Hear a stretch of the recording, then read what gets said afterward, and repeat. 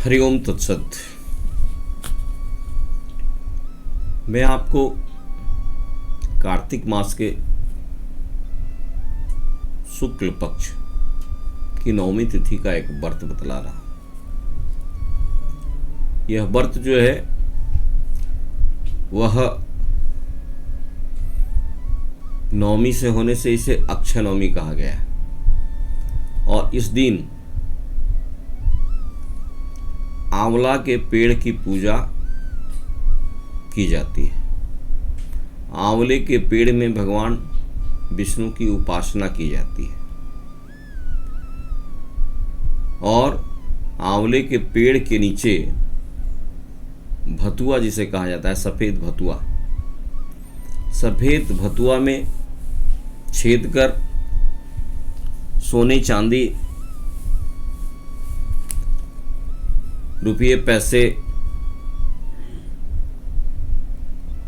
जेवर डालकर उसे लाल कपड़े से लपेटकर ब्राह्मण को दान दिया जाता है और उस आंवले के पेड़ के नीचे भोजन बनाकर खाने की परंपरा है। लेकिन आजकल आंवला तो है नहीं, तो लोग अपने घर से भोजन बना करके ले जाते हैं, सात्विक भोजन, और आंवले के पेड़ के नीचे बैठकर भोजन करते हैं जो व्रत करते हैं।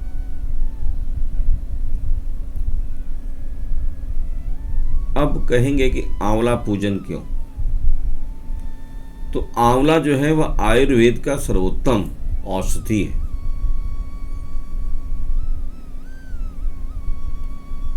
आंवला पूजन के बाद जेठान एकादशी के दिन तुलसी के वृक्ष की पूजन की जाती है, पौधे की पूजन की जाती है। कार्तिक मास में 2 पौधों की पूजन की जाती है, एक है आंवला अक्षय नवमी के दिन और दूसरा है तुलसी।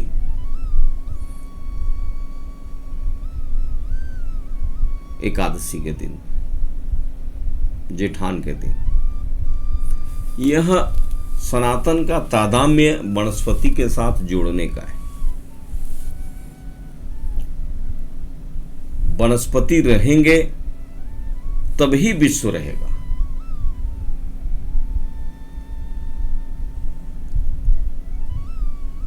आज विश्व को पौधों की जरूरत है। पर्यावरण संरक्षण की बात यूनेस्को करता है, अरबों डॉलर खर्च हैं पौधों के संरक्षण के लिए। सनातन ने पौधों के संरक्षण के लिए इस तरह के कई ऐसे व्रत त्योहार रखे हैं। कार्तिक के अक्षय नवमी को आंवला का पूजन, कार्तिक के एकादशी के दिन तुलसी का पूजन, बट सावित्री व्रत में बरगद पेड़ का पूजन, अमावस्या के दिन में, शनिवार के दिन में पीपल पेड़ का पूजन, किसी भी श्राद्ध में आवश्यक पत्ते जो है वह कटहल से लिए जाते हैं।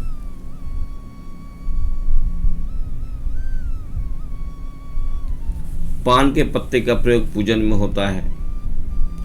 दूब घास का प्रयोग पूजन में होता है। पंच पल्लव आम, पीपल, बरगद, अशोक, गूलर ये पवित्र पेड़ माने जाते हैं। इन पवित्र पेड़ों के पत्तों से को कलश में रखा जाता है। तो जब हम इन का संवर्धन करेंगे, संरक्षण करेंगे, तब ना भविष्य में इनका हम प्रयोग कर पाएंगे। बेलपत्र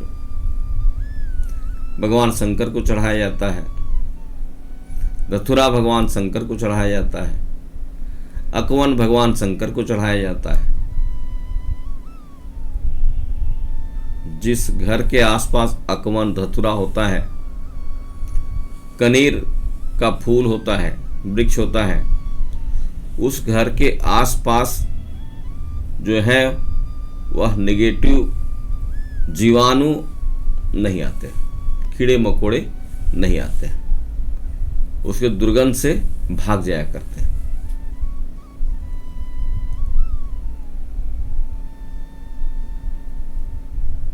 ठीक है।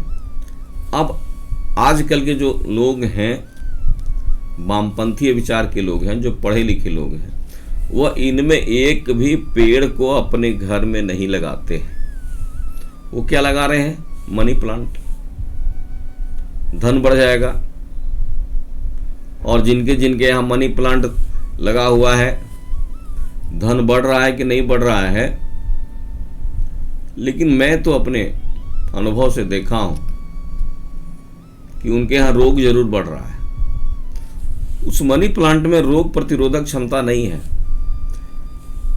वह जो आपके यहाँ मोटा मोटा पत्ते का रबड़ का पौधा लगा हुआ है, उसमें आपके रोगाणुओं से लड़ने की क्षमता नहीं है।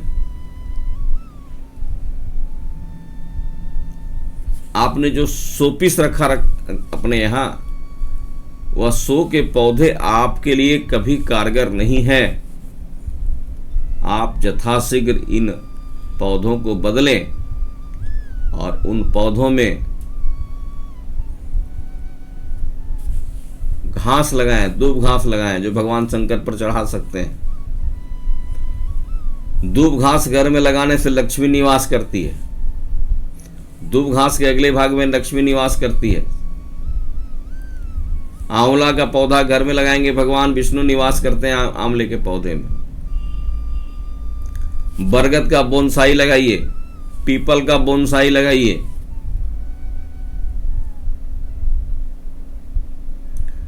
और जितने भी विदेशी पौधे हैं, इन्हें घर से बाहर फेंकिए।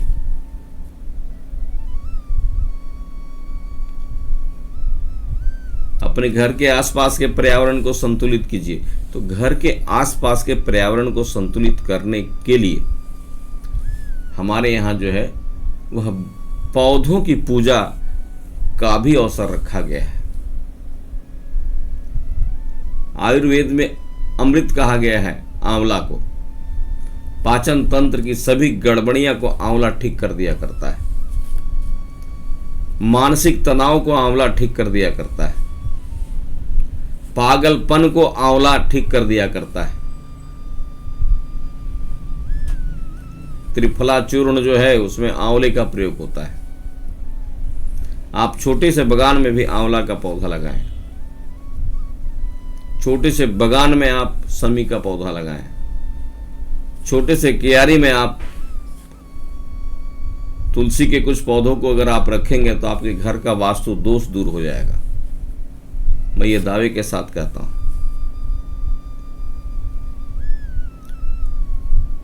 तो आंवला का पूजन अक्षय नवमी के दिन किया जाता है। यह पूजन स्त्री पुरुष सभी कर सकते हैं। और आंवले के पेड़ के नीचे जाकर विष्णु भगवान के स्वरूप को मानकर आंवला का पूजा होता है। अक्षय दान होता है इस दिन। इस दिन जो दान किया जाता है उसे अक्षय फल की प्राप्ति होती है। 2 अक्षय व्रत हमारे यहाँ है। दक्षिणायन में कार्तिक मास में अक्षय व्रत जो है वह है अक्षय नवमी, और उत्तरायण में वैशाख में है अक्षय तृतीया। ये दोनों तिथियां जो है वह भी अबुझ तिथि मानी जाती हैं। कोई लग्न मुहूर्त न हो तो भी इन तिथियों में आप कोई कार्य कर सकते हैं, अक्षय तृतीया और अक्षय नवमी को। तो मैं बात कर रहा था कि अक्षय नवमी, अब आप समझ गए होंगे कि आंवला हमारे जीवन में कितना आवश्यक है। वह हमारे जीवन की एक औषधि है और हम लोगों ने सदैव औषधियों की पूजा की है। जब हम नवरात्र मनाते हैं तो नवरात्र की 9 देवी भी 9 औषधियां हैं। उसमें भी अपराजिता लत की पूजा करते हैं, शमी की पूजा करते हैं। तो यह प्रकृति पूजन है। सनातन जो है प्रकृति को पूजता है। सनातन प्रकृति के महत्व को आदिकाल से समझ रहा है। इसलिए उसको धर्म के ध्वजा के अंदर मानकर इन पेड़ों का संरक्षण के लिए इनकी पूजा करता रहा है।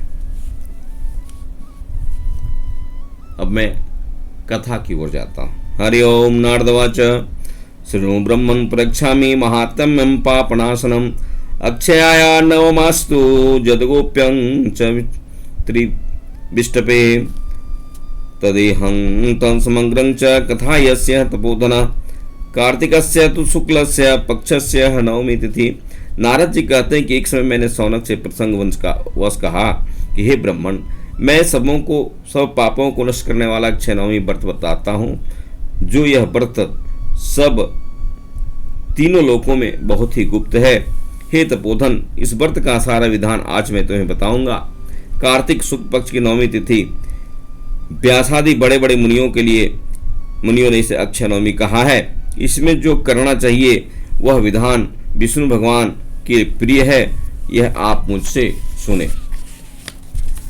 कोई मनुष्य बड़े बड़े पातकों तथा उपपातकों से युक्त क्यों न हो, परंतु वह यदि कुष्मांड भतुआ कोढ़ा का दान किए रहता है तो पवित्र हो जाता है और वह कभी जमलोक को नहीं देखता है। हे द्विज, कुष्मांड दान करने वाले प्राणी सब भोग भोगते हुए अपनी इच्छानुसार सभी लोकों में भ्रमण करते हैं। शौनकवाच भूलोके केन दत्तं हि वदन्महं मुनीश्वरः दानं कुष्मांडकमयं येन कौतूहलं ही में। इस पर शौनक ने पूछा कि हे मुनीश्वर, आप मुझे यह बताइए कि इस पृथ्वी मंडल में किसने कुष्मांड दान किया था, क्योंकि यह जानने की मेरी एक प्रबल इच्छा है। नारद जी ने कहा अंतर्वेद्यं महाग्रामो यावनस्य गिरिरथ तत्र सुब्राह्मणो राम शर्मा सौ लोक विश्रुतः। नारद जी बोले कि जमुना तटवर्ती पर्वत की तराई में एक बड़ा भारी गांव है। उसमें उच्च कुल में राम शर्मा नामक एक ब्राह्मण रहते थे। उस ब्राह्मण ने अपनी सच्चरित्रा और परिश्रम से बहुत सा धन एकत्रित किया। जैसे उसने धन कमाया वह उसी तरह पुण्य कार्य भी करता और दीन दुखियों को दान किया करता था। ऐसा करते करते वह राम शर्मा बूढ़ा हो गया। उसके कृष्ण और धनंजय नाम के 2 पुत्र भी हो चुके थे। अब बुढ़ापे में उसने गृहस्थी का सब भार पुत्रों पर डाल दिया और तपस्या करने के लिए वन को चला गया। अंत में तपस्या करते करते उसके शरीर बिल्कुल जीर्ण शीर्ण हो गए। भगवान श्री कृष्णचंद्र जी को अपने मन में बसाकर वह विष्णु भगवान के उस लोक को चला गया जहां जाकर प्राणी को पछताना नहीं पड़ता है। वह वैकुंठ को प्राप्त कर गया। कुछ समय बाद किसी बड़े बूढ़े का दबाव न रहने के कारण उनके दोनों लड़के जुआ थे जो वैश्यागामी हो गए और शराबी भी हो गए। यह आदिकाल से परंपरा चली आ रही है। जहाँ ऐश्वर्य होगा, जहाँ धन होगा, वहाँ जो है वह वैश्याओं का भी संरक्षण पालन पोषण होगा और वहाँ शराब भी सेवनीय हो जाएगा। इसलिए जब धन आता है, ऐश्वर्य आता है, तो व्यक्ति को चाहिए कि उसको संभाल करके रखने की आवश्यकता है। कथा यह कह रही है आपको कि विभूतियां जब आती है तो अच्छे अच्छे घरों को भी ऐश्वर्य का, धन का, ऐश्वर्य का मान डुबो कर रख देती है। ये मानना नहीं कि ब्राह्मण ऐसा कर रहा है, ये अधिकांश से है। ऐसी घटनाएं होती रहती हैं। न शृणति वचं पूर्वं वृद्धाणां तत्र ताभुवो परास्त्रभ्य प्रदत्तु सहस्त्रं च शतं तथा। अधिक कोई हितैषी वृद्ध उन्हें समझाता भी था तो वे उसकी बात नहीं सुनते थे और सैकड़ों हजारों रुपये देकर विषय करते थे। रुपया देकर के वह वैश्यागामी हो गए। इस तरह दक्षिण क्षणिक सुख के लिए उन्होंने घर का सारा धन नष्ट कर दिया। वे दोनों अपने को पहलवान समझते थे, इस कारण पहलवान ही उनको भाते थे और वैश्याओं का सौंदर्य उनको बहुत प्रिय था। जैसे ही ऊसर भूमि में बोया हुआ बीज नहीं उगता, ठीक उसी तरह उन्होंने अपना सारा धन कुपात्र लोगों में व्यय कर दिया। द्रव्य न रहने से वे दोनों चोरी करने लगे। एक रोज रात को चोरी करते दोनों राजा के सिपाही द्वारा यानी पुलिस द्वारा पकड़े गए और राजा के पास पहुंचाए गए। राजा ने उन दोनों को अपने राज्य में निर्वासित कर दिया। अब वे दोनों अधर्मी ब्राह्मण वन में जाकर रहने लगे। चोर को जो है वह तड़ी पार करने की परंपरा यहीं से है। ठीक है, हमारे यहाँ जो भी फॉलो किया जाता है कानून को, वो हमारे पूर्व में कानून बने हुए हैं। वे दोनों तड़ी पार हो गए, अब जंगल में चले गए। जंगल में कोई साधन न देकर वे मांसाहार से समय काटते। अंत में किसी एक दिन वे दोनों एक सिंह के द्वारा मारे गए और मरकर जमपुरी को चले गए। यमदूतो तदा वाक्यं कासास्तः कृतो विभो किंकरस्य वचन श्रुत्वा तदा वैश्वस्तो तुम यमः। जम के दूत उन्हें पकड़कर जमराज के सन्मुख ले गए और उनसे कहा कि स्वामिन बताइए, इसको कौन सा दंड दिया जाए। ब्राह्मण होकर यह शराब पीता था। ब्राह्मण को शराब नहीं पीनी चाहिए। ऐसा कहा गया है कि अगर ब्राह्मण शराब पीता है, ठीक है, तो उसे चंद्रायन व्रत करना चाहिए। और चंद्रायन व्रत इतना हार्ड व्रत है, 1 महीना का व्रत होता है। अगर मेरी भोजन 100 ग्राम आज है तो कल मेरी भोजन होना चाहिए 50 ग्राम, परसों दिन होना चाहिए 25 ग्राम, फिर होना चाहिए 20 ग्राम, फिर होना चाहिए 10 ग्राम। ऐसे जा करके कुछ दिनों के बाद भोजन का त्याग कर देना चाहिए। सबसे पहले चंद्रायन व्रत में यह कहा गया कि अगर ब्राह्मण शराब पीता है तो चंद्रायन व्रत उसे करना चाहिए और तब उसके पाप जो है वह नष्ट हो सकते हैं। तो क्या दंड दिया जाए। चित्रगुप्त लेखनीय नराणां च शुभाशुभम एकत्र शोधत्रमाक्ष एतो कुछ छिपाम्यहम। मनुष्यों के शुभाशुभ कर्म की निर्देशिका बही खाता देखकर लाल लाल आंखें करके जमराज बोले। चित्रगुप्त महाराज जो हैं वह जमराज के हैं, सलाहकार हैं और 14 प्रकार के जम हैं हमारे यहाँ। चित्रगुप्त भी एक जम है, वैवस्वत जम है। उस त्रिशूलधारी दूतों को चित्रगुप्त ने आज्ञा दी कि इसमें से एक को स्वर्ग में ले जाओ तथा ले जाओ जहाँ की शाश्वत सुख विद्यमान है, और दूसरे को लेकर उस भयानक नरक में डालो जहाँ के विविध प्रकार की यातनाएं दी जाती है। दोनों भाई ने एक ही काम किया है, लेकिन एक ने कौन सा ऐसा काम किया कि उसको स्वर्ग जाना पड़ रहा है, और एक ने इसी बीच में कौन सा ऐसा काम किया कि नरक जाना पड़ रहा है। चित्रगुप्त की बात सुनकर प्रियंवद नामक दूत कहा धनंजय को लेकर स्वर्गलोक चला गया, और दूसरा पापी कृष्ण शर्मा नरक में चला गया। धनंजय स्वर्गलोक चला गया, एक जो भाई था कृष्ण शर्मा वह नरक में चला गया और उसे क्रोध के साथ धकेल कर कहने लगे, अभागे ब्राह्मण जा अपने कर्मों का फल भोगो। उधर उसका भाई धनंजय स्वर्ग की ओर जाते हुए रास्ते में विविध प्रकार की विचित्रताएं देख रहा था, जिससे उसे बहुत विस्मय हो रहा था, आश्चर्य हो रहा था। अप्राश्च तदागत्यम उर्वश्याक्ष महामुनि पारिजातं कृतं मालं शिरसि पक्षिमन्मुदः। हे महामुनि, उर्वशी आदि प्रसिद्ध अप्सराएं आई और पारिजात पुष्प की बनी हुई माला उन पर फेंक कर धनंजय पर स्वागत करने लगी। धनंजय ने स्वर्ग मार्ग में इस प्रकार के समारोह देखकर बड़े आश्चर्य और बड़ी करुणा के साथ जमदूत से कहा। धनंजय वाचः एका माता पिता चक्रस्ताभ्यं जातो सहोदरो पापमेवं कृतं ताभ्यं न वार्ता पुण्यकर्मणः। एकस्मिन् दिवसे दूतो मृतो जमः पुरींगतो कथं स नरके क्षिप्तो मम ज्येष्ठः प्रियं वदः। धनंजय ने कहा कि हम दोनों एक ही माता के गर्भ से उत्पन्न हो सहोदर भाई हैं। हमने जन्म भर पाप ही पाप किए, पुण्य कर्म तो कभी किया नहीं, और अंत में एक ही दिन एक ही समय हम जमपुरी आए। फिर यह क्या हुआ कि हम दोनों में से मैं स्वर्ग और दूसरा नरक की यातना भोगने के लिए भेजा गया। यह मुझे बड़ा भारी संशय है। कथा यह कहती है कि एक माता से, एक पिता से कई चरित्र के संतान हो सकते हैं। अश्विनी और कुमार छठ की कथा में देखें तो वैद्यक हैं, चिकित्सक हैं, सूर्य के पुत्र हैं। यम और शनि से लोग डरते हैं, यह भी सूर्य के पुत्र है। हरिओम। जमदूत ने कहा श्वसा माता पिता भ्राता प्रतिभ्यश्च धनंजय अदिष्ट कर्मजा संज्ञा जन्म कमो भुभुक्त। इस पर जमदूत ने कहा कि हे धनंजय, बहन माता भाई चाचा आदि सभी केवल जन्म के साथी हैं, कर्म के नहीं, क्योंकि कर्मों का फल अलग अलग भोगना पड़ता है। कर्म का फल व्यक्ति को स्वयं भोगना पड़ता है, और रिश्तेदारी जो हमारी पृथ्वी पर बनी हुई है वो अपने अपने स्वार्थ के लिए बने हुए। कहने का मतलब है कि अगर कोई व्यक्ति चोरी करता है तो उस चोरी के धन से उसके परिवार वाले बड़ा संरक्षित हो जाते हैं, सबको आनंद आता है, मज़ा आता है। आप देखते हैं बड़े बड़े IAS जो है वह चोरी करके और जेल चले गए,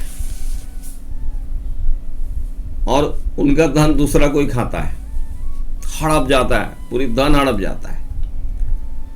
लेकिन जेल किसको मिलती है? जेल मिलती है जो चोरी करता है, जो पकड़ा जाता है, जेल उसी को केवल मिलती है। बाकी लोगों को तो आनंद मिलता है कि उसका धन हमने खा लिया, अच्छा हुआ वह जेल चला गया। जिसने आप चोरी करके किसी को धन दिया, वह भी आदमी चाहता है कि जल्दी से जल्दी जेल चला जाए ताकि इसका धन हमारे पास संरक्षित हो जाए। तो यही कह रहा है कि रिश्ते नाते जो है यहाँ आपके कर्म को भोगने के लिए नहीं, कर्म आपको खुद भोगना पड़ेगा। जैसे चोरी करने वाला व्यक्ति जेल जाएगा, लेकिन उसके धन को खाने वाले व्यक्ति आराम से रहेंगे। ठीक है। हाँ, मोदी जी ने एक अच्छा काम किया कि जो चोरी करेगा, जो ऐसा करेगा, अगर उसके अनर्गल संपत्ति है तो बुलडोजर चला जाएगा उसके घर पे। एक नई व्यवस्था लाई, भय पैदा की अपराधियों में। तो भोग तो खुद ही भोगना पड़ेगा। उधर तुम्हारा भाई जम यातना सहेगा। और इस तरह जमदूत की बात सुनी तो एकाएक उसने अपने भाई के गौरव का स्मरण आ गया। वह बड़े विनीत भाव से कहने लगा, हे देवदूत, केवल 7 शब्दों में बातचीत कर लेने पर भी मित्रता हो जाती है। इस नाते मैं तुम्हें मित्र समझता हूँ।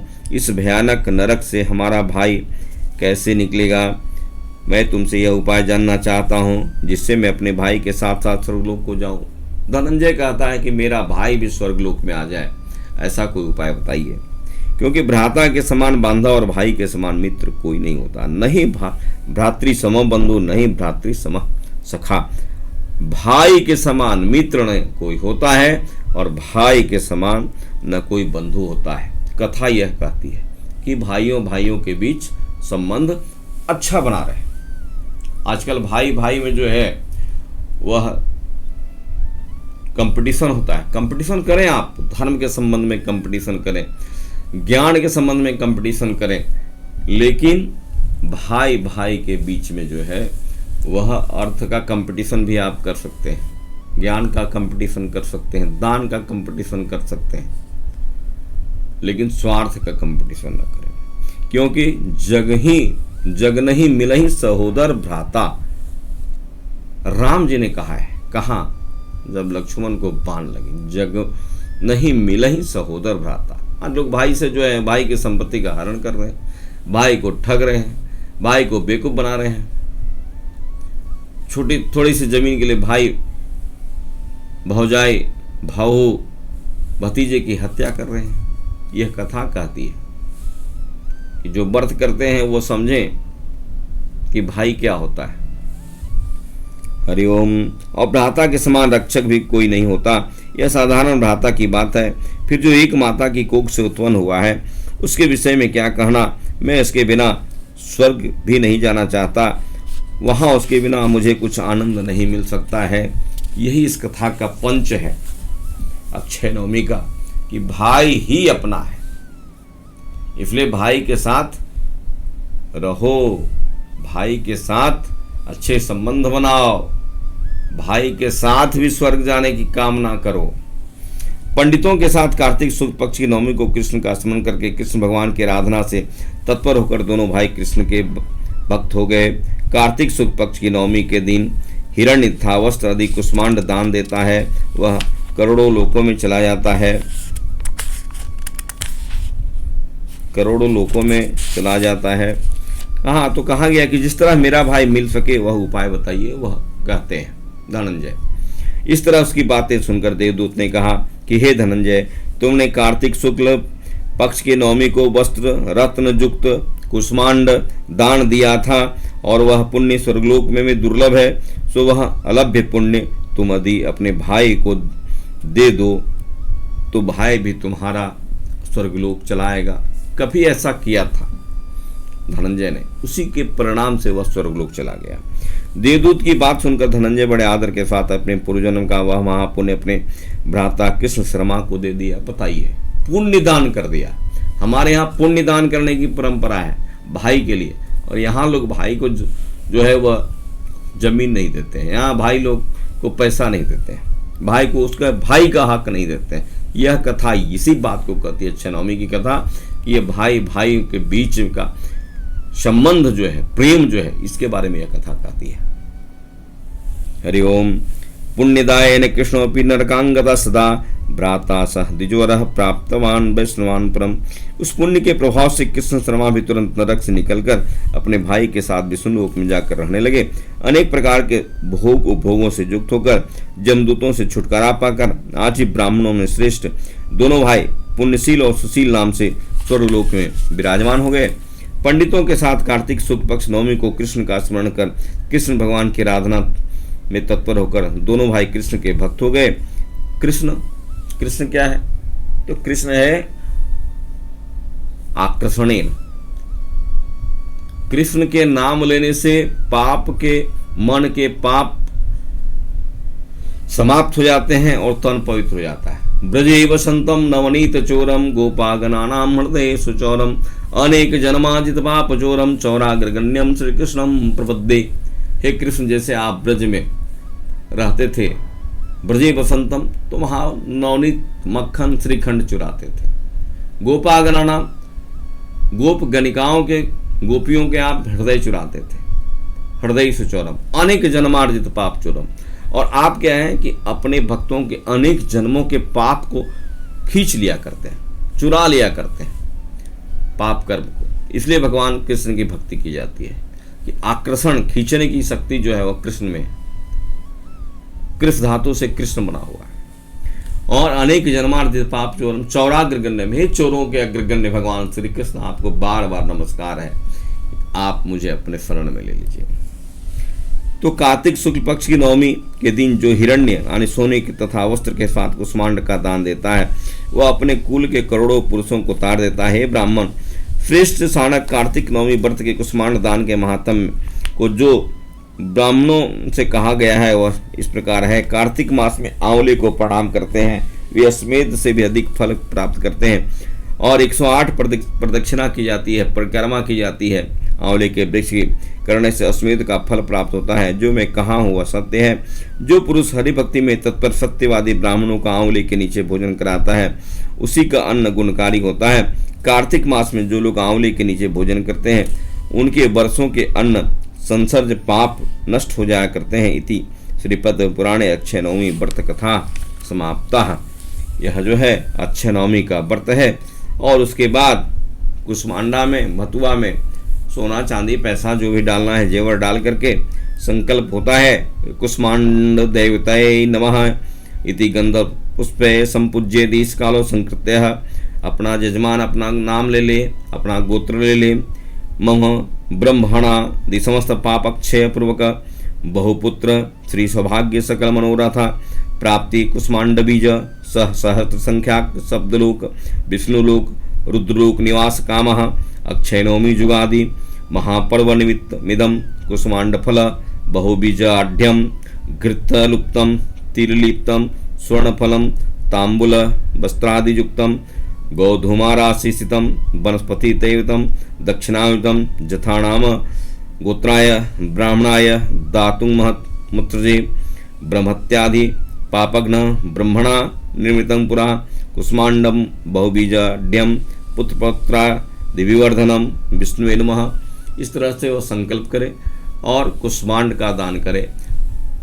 आने वाले जो ऋतु है उसके लिए कंबल का दान करे, ब्राह्मण के लिए स्वेटर का दान करे, ब्राह्मण के लिए चादर का, गरम चादर ऊन का दान करे, ब्राह्मण के लिए ऊनी का आसन दान करे, ब्राह्मण के लिए ठंड से बचने के लिए जो भी वस्त्र आदि हैं उन सबों को अक्षय नवमी के दिन दान करना चाहिए। हरि ओम तत्सत, हरि ओम तत्सत, हरि ओम तत्सत।